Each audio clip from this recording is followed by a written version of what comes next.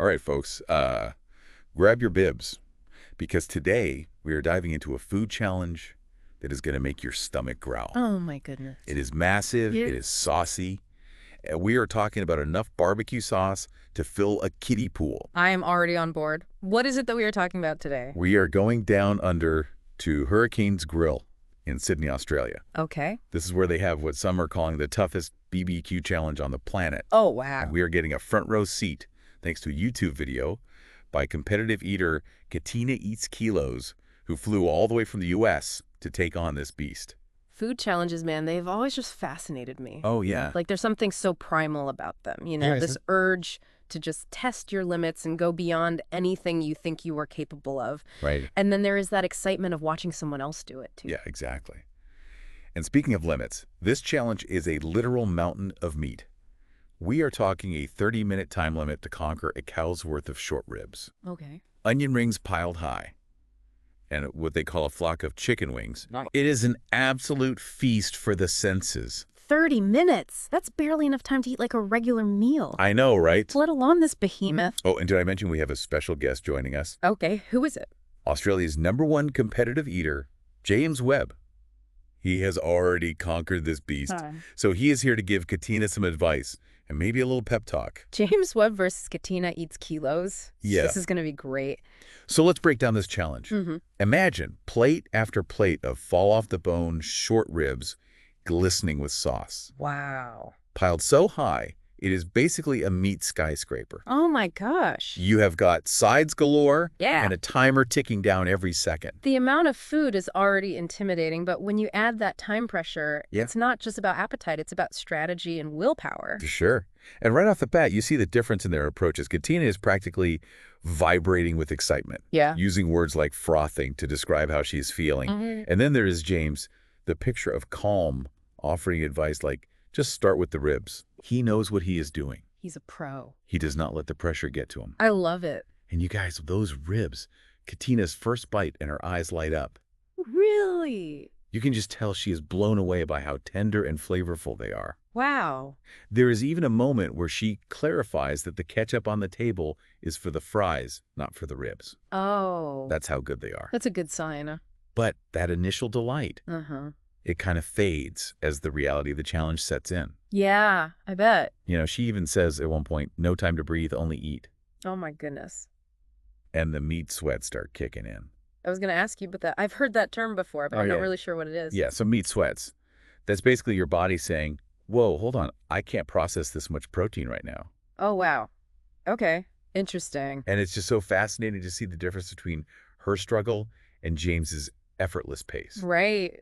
He is like a machine, working his way through the food so methodically and calmly. While Katina is having this internal debate, do I want ice cream? Do I need paper towels? Huh. It's a good reminder that even though they are competitive eaters, these are still real people dealing with something very demanding. Yeah, pushing themselves to the absolute limit. Totally.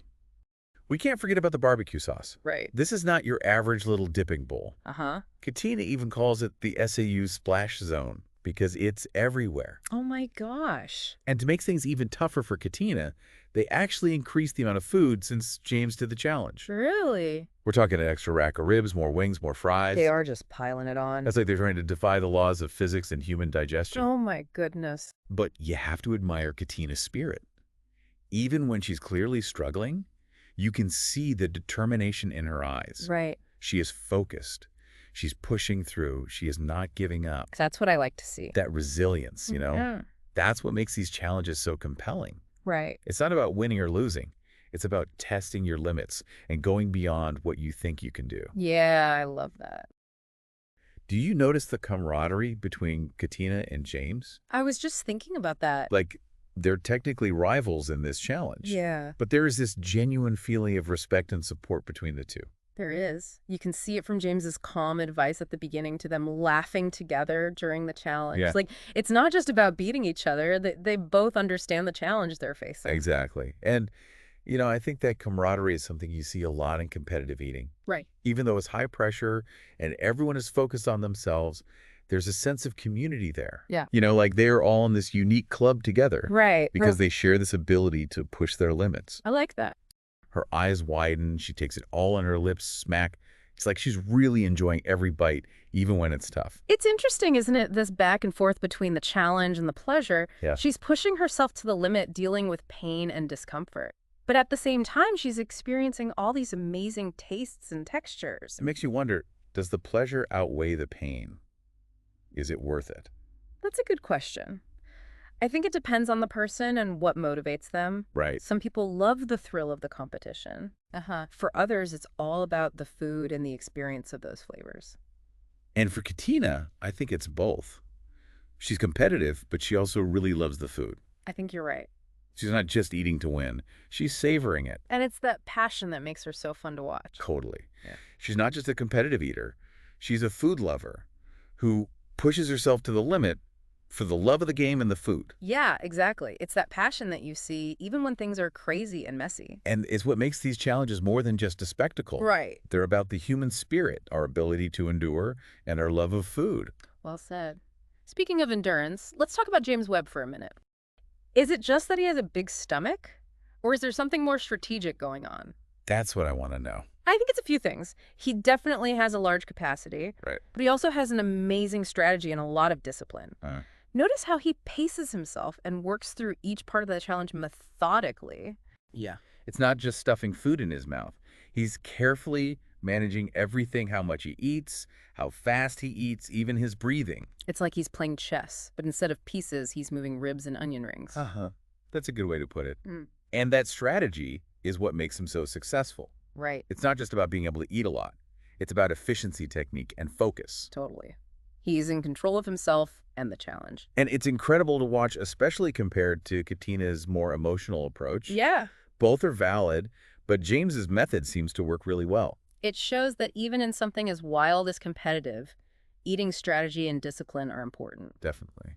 And it can be the difference between just being there and being a champion. I love seeing those two different approaches play out. Me too.